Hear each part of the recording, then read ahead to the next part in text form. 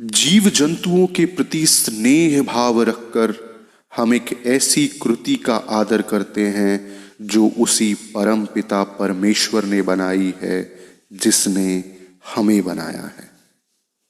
जी हाँ दोस्तों, आज की कहानी जीव जंतु भी दया और ममता के पात्र होते हैं पर आधारित है। अल्बर्ट श्वाइट्जर मानव मात्र को ही नहीं बल्कि सभी जीवों को समान रूप से प्रेम करने के हिमायती थे। एक बार की बात है, वे अपने एक मित्र के साथ कहीं जा रहे थे। घर से रेलवे स्टेशन जाने के लिए उन्होंने सवारी खोजी, किंतु रात का समय बहुत अधिक हो जाने के कारण उन्हें कोई साधन नहीं मिला। अतः दोनों ने पैदल ही स्टेशन जाने का निश्चय किया। अब सामान अधिक होने की वजह से एक लाठी पर उसे लटका लिया और दोनों मित्र लाठी के एक एक सिरे को अपने कंधे पर रखकर चलने लगे। चूंकि रेलगाड़ी आने में कम समय रह गया था, इसीलिए दोनों ही मित्र तेजी से चल रहे थे। आगे अल्बर्ट के मित्र और पीछे वे स्वयं थे। जब स्टेशन थोड़ी ही दूर रह गया तो उन लोगों ने चलने की गति और तेज कर दी। अचानक मित्र को बड़े जोर का धक्का लगा और पूरा सामान जो लाठी के बीच में रखा था खिसक उनके सर पर आ गिरा। वे गिरते गिरते बचे।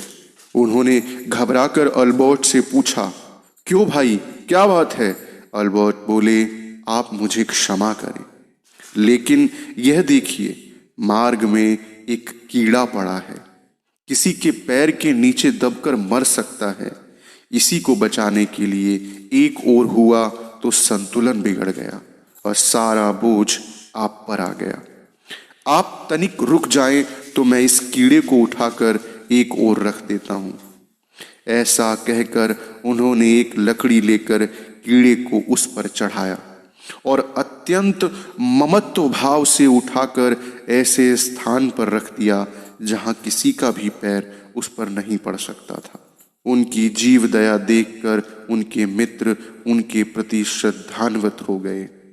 श्वाइट्जर का यह जीवन प्रसंग उन मूक और निरीह जीव जंतुओं के प्रति दया वह प्रेम को प्रोत्साहित करता है जो इंसान से भी बढ़कर हमारी ममता के पात्र होने चाहिए, क्योंकि वे अपनी आवश्यकताओं, विवशताओं और कष्टों को अभिव्यक्त नहीं कर सकते।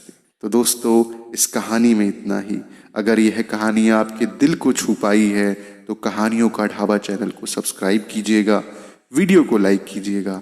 हम आपके लिए निरंतर ऐसी ही ज्ञानवर्धक, प्रेम से भरी कहानियां सदैव लाते रहेंगे। तब तक के लिए धन्यवाद।